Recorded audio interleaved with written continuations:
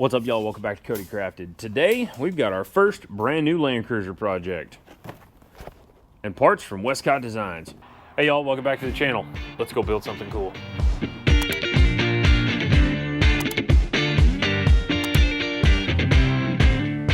All right, let's do a little unboxing-ish thing here. Billet goodness, made in Arizona. Pretty awesome. You gotta have a big boy Swiss lathe to make things like this, I'm assuming. Or at least a two-part setup, something like that, but these are sweet. They're billet, part number 5038 on the lift collar. This is the 35801 black. So, we got rear coil spacers right in there, both sides, and then the front preload collar. So much like doing a Bilstein, you're gonna replace the lower seat and it's going to lift the collar up a little, or it's going to preload the bottom of the shock. So that guy is going to go right under here. So we're going to replace this steel piece that's right here. Let's talk about some of the differences we see. Very similar to newer 4Runner and all the new half-ton trucks, really. This actually is a little more like a 200 series in here, except for the aluminum upright. And the sway bar is in the rear instead of in the front. Normally on a 200, your sway bar would mount right in this vicinity, right about here. Still has 4-bolt upper, whereas the 4Runners and such have a 3-bolt upper. Pretty similar, nothing too crazy. Your cami-centrics are in the bottom down here, and this shock's in single shear, where normally on like a Land Cruiser and a Tundra that would be in double shear. So that's interesting. But otherwise, of course, the whole truck probably weighs a little less. Otherwise, very similar to what Toyota's been doing essentially since '97 with the Gen 3 4Runner. Just something like that. Rear, pretty much exactly like new 4Runners. Sway bar mount's a little different. Looks like a really flexy sway bar, so that's cool. Rear brakes look bigger. They look like Tundra-ish sized. I'm sure the rotors are a little different. Shock mounting, typical Toyota. This is nice. They got a little rock guard. See that steel piece on the shock? So that's kind of cool. Just a handy-dandy little apparatus. And yeah, everything on this side about the same. So first thing we're going to do, just like we normally do on these things, is we're going to loosen the lower eccentrics, and we're going to pop the upper ball joint, and we're going to take the upper strut caps off. I see this front diff breather all the way up here at the shock mount. That's cool. Or at the upper strut tower. So that's pretty cool. We're not replacing arms, not doing anything crazy on here. Just doing this preload collar. Should get us about 2.5-ish inches of lift. Stock tire size on this one, 265/70/18. We are going to 315/70/17, which is like a 34 Raptor size tire, basically. It's essentially, aka Raptor size, Rubicon size, something like that. So that's the game plan. We got work to do. There's going to be a few things that are different than what we kind of normally do just because of the configuration here, but honestly it's going to be arguably easier to get this shock out since it's in single shear, but we'll see how that goes. I'll update you as we progress and see if there's anything funky. All right, let's talk about where the lift comes from, the additional height. So let's be real, this is not a lift kit per se. This is a preload collar. And basically, you're still maintaining the same amount of wheel travel because the shock length doesn't change and the stroke of the shock doesn't change. So really, what you're doing is losing down travel. You're utilizing some of your existing down travel to gain static ride height. Here is the spring perch off of the stock shock. Here's our Westcott collar. You see the ring on the inside there? Yeah, should catch the light. It's all right, the boys are working, don't worry about it.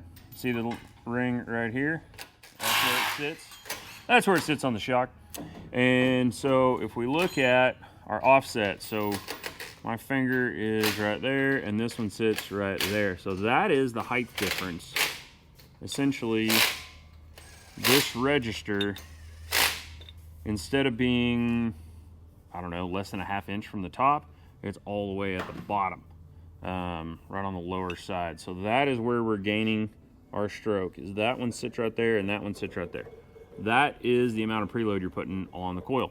Now, in my experience, these trucks are a little undersprung, and they're also usually a little underdamped.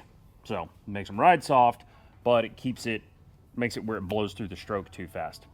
That's my opinion. I've only done 100 of these, so style of suspension kits, not these new Land Cruisers. But that's where we're at. That's where that comes from. Let's show you how to take the other side apart. Oh, by the way, this hoodie, yeah, you can get this right down there in our merch store, because race cars. That's right. Why do we do this? Because race car. That's why. Check out the merch store below.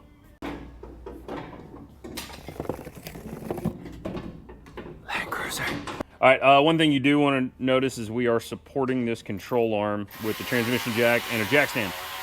Reason for that is this, now that the upper control arm is loose, this spindle will pull back away far enough that it will actually pop the axle shaft out of the CV. You can kind of just push on it and turn the rotor and wiggle it enough and it'll go back in. But it's just one less thing to deal with. So you want to make sure you got this kind of supported. If you grab as low as possible, you got to realize that basically each coil in any given orientation is a lever, right? So you're spreading the force over more levers if you grab more coil. If you try to just compress it in here, you're going to have to push it really hard, and it's going to make your life pretty miserable.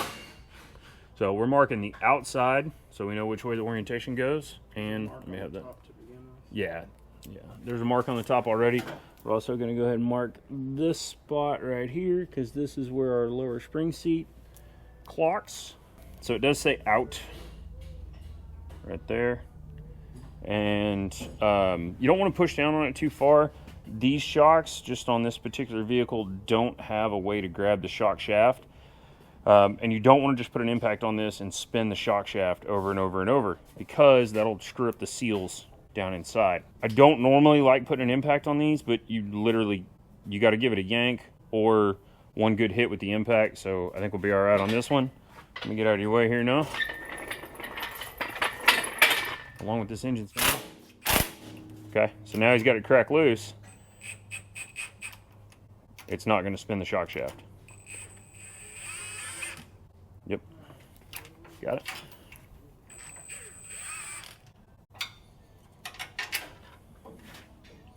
All right, so now our shock is out. If you don't have a Brannick 7600, you probably don't, we will put a link in the description to the strut compressors that we like. The ones I have are from SPC. There will be in our Amazon affiliate link below. Don't clamp the shock right here.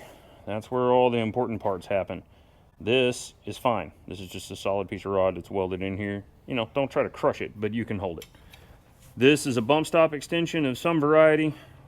We just got a little dead blow and something soft. Good. Move over here. Yep.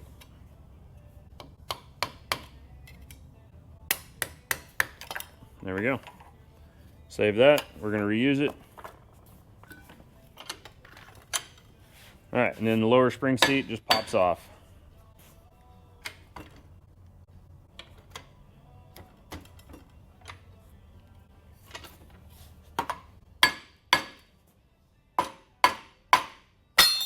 Yahtzee. All right, we need our new one. Give that a wipe. We're gonna wipe the dust off of it. I'm gonna grab the new spring perch.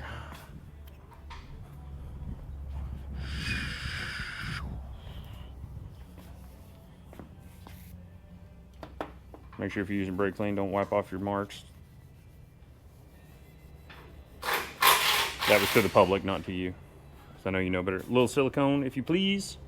Just a little silicone spray, just a little something, give it a little. Just a little help. This guy goes over here. Where's your orange mark there? Line up that. Give it a little tappy tap.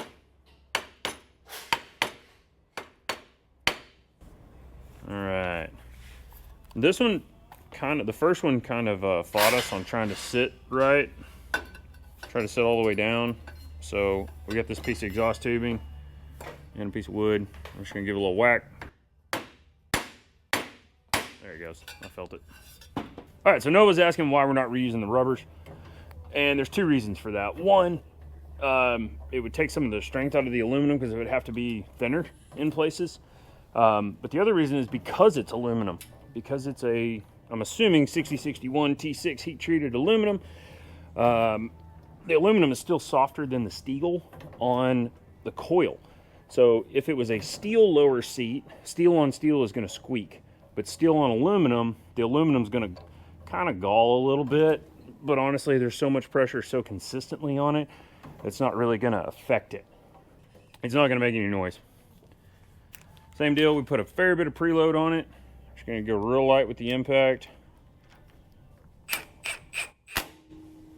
Good? All right, we don't want to sit there and ugga on it. Catch that, yep, attaboy. So if you'll take the shock, put it in from the top. Yep, if you don't loosen this upper control arm early on, it'll stay up and out of your way. There we go. So start by inserting the top cap studs and go ahead and throw a nut on those loosely on the top on the two of them, and then use your jack, raise the lower mount up into position, give it a little tappy tap.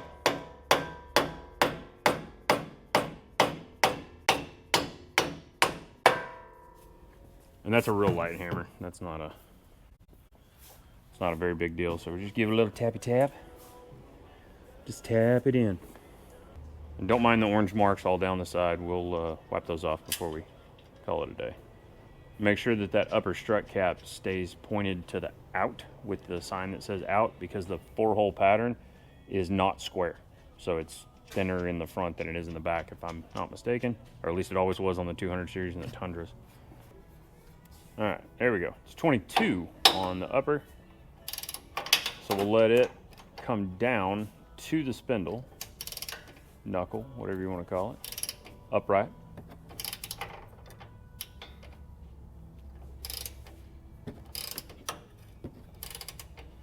And it's tight. I think torque spec on those is like 90.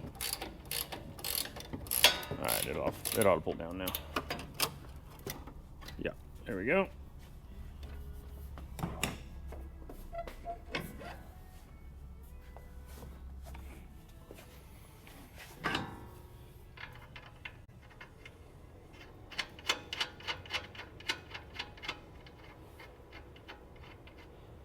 Okay, and now we can relax the weight.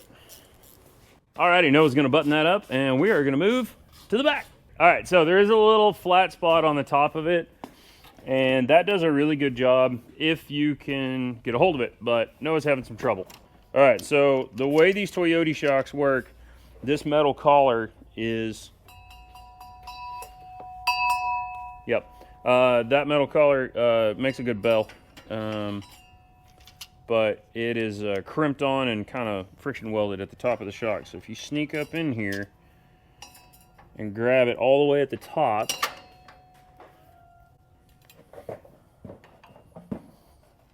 you can wedge it, especially if you go the right way, and it'll bust it loose. Yeah, I just don't want to mar it up. Yeah, you got to grab it all the way at the top. Yeah. So the other thing you're going to want to do is go ahead and put your transmission jack underneath so you can support the weight as this comes down. Like we've talked about a couple times already, we are reusing these shocks, so we don't want to jack them up. Your next step, Noah, on this one is going to be loosening all the arms. So you've got upper link bars right here, you got lower link bars down here, and you got panhard. You usually don't have to take any of these off, but you do have to loosen them, because we're going to take this this upper shock mount off, and that'll work. Just enough to hold it. And then This is going to have to droop down a couple inches because we got to get the coil completely out of there in order to put the top hat on. So,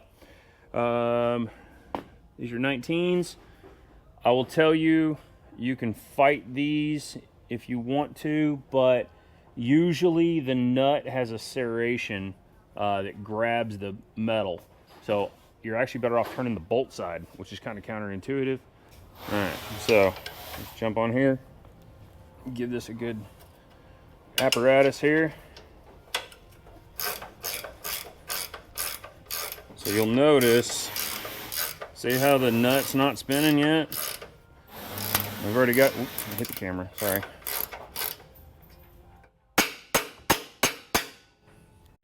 See the little line in there? I don't know if you can tell it, but the nut actually will grab the sheet metal there. So you turn around and do your loosen thing, get both ends of all 5 of these arms. The other thing you might be tempted to do is loosen the lower shock mount. But here's the deal. This thing's mounted at an angle because of the wheel travel. And so it has the bushing kind of bound up, and it's really kind of a pain in the butt to get it lined up when you're trying to go together and pound it on here. So I generally will always leave the lower. You can loosen it, but then the shock's going to want to fall out. So if you leave it kind of where it's at, you're better off by just taking the upper loose. So, tech tip for you for today. Whoa! Oh yeah, there's a big LX570 build going on. If you haven't watched that video, we're filming 2 cars at once today. Yeehaw! Okie dokie. So everything's loosened up. We did have to take this sway bar link off because we couldn't get enough droop. So let's drop it like it's hot. Brake line's looking good?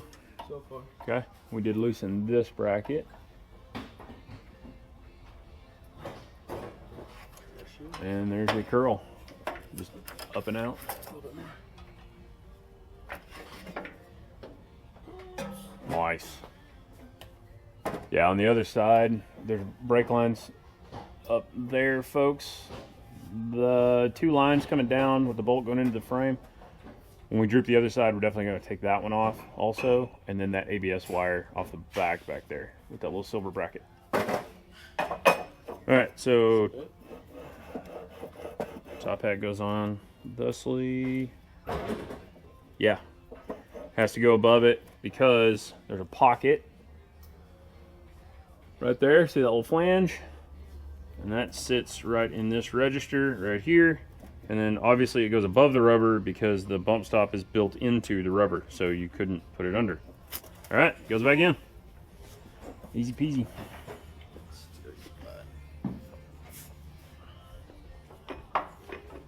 Slide it in right to the top. Just make sure it's seated in there good. You can come down one more, you're good. There you go. Yeah, just make sure everything's situated. And your coil sits properly with the pigtail. Sorry, that's a little bouncy. With the pigtail, go to the right just a little more. Twist to the right just a little more. A little more, a little more, a little more. Right there. Yep, right there. And then just make sure that's aligned. And then while he's working that side, I'm going to guide the shock.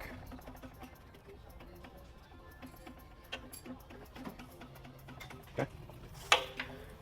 Shock's in. Make sure you keep the metal up here. The way I'll just keep this metal bushing up here, even though it's metal on metal, because the rubber's still there, it just squishes them together. Same deal on this side. Nut was obviously on this side. Frame is on this side. Sometimes these can be, there you go. Look at that. Look at that valving. You know what I was talking about them being undervalved? Look how easy it is to pull this down.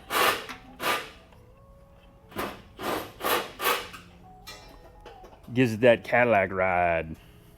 But it also makes it where it doesn't soak up hard hits. You'll notice when you go through a G out, which is where it's like a like a dip, like through an intersection or something like that, the rear end will go quite a bit. In the dirt bike world, we call that a G out. So, anyways, that's where that extra bit of spring rate and that extra bit of stiffer valving really comes into play, is those hard hits, the faster you're going. So, all right, same thing on the other side, pretty straightforward. Like I say, make sure you're pulling off that bracket, right? This one right here for these hoses, and then the ABS wire right up there. Oh, Land Cruiser. Wait, no. Oh, Land Cruiser. All right, guys. Sorry, it's late. It's getting dark early around here.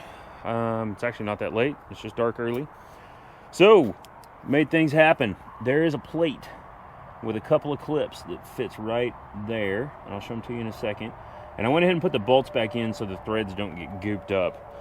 So I think we'll be in good shape on that. Customer wanted as big and tall a tire as possible and something aggressive. So Falcon Wild Peak RT01. This is a 17 by 8.5 method 705 with a positive 25 or 35 offset. Honestly, I don't remember right this second. But this is 315/70/17 Wild Peak RT01. He wanted something chunky and he wanted as big as we can get, and I think the look is killer. I will say these are set up really soft. It could use a little more spring rate in my opinion, but this was not a move for this was not a full Dobinson's kit. I think if it was mine, I'd probably want to do a full Dobinson's kit, the stock shocks, but this thing, it's got like 8,000 miles on it, so he hasn't had it for very long, and we did have to wait a couple months to get all the parts in stock, all the offsets and everything we needed. But all in all, it rides good. This one is the hybrid. I don't know if they're offered any other way, but it seems to run fine. Of course, you're going to take a fuel mileage hit with this. You might get a little bit of rubbing in there. Once the edges of the tires get worn off, I think we'll be in good shape. I'm going to let him run with it for now and see how it goes. And then the factory, hang on, motorcycle, straight pipe guy.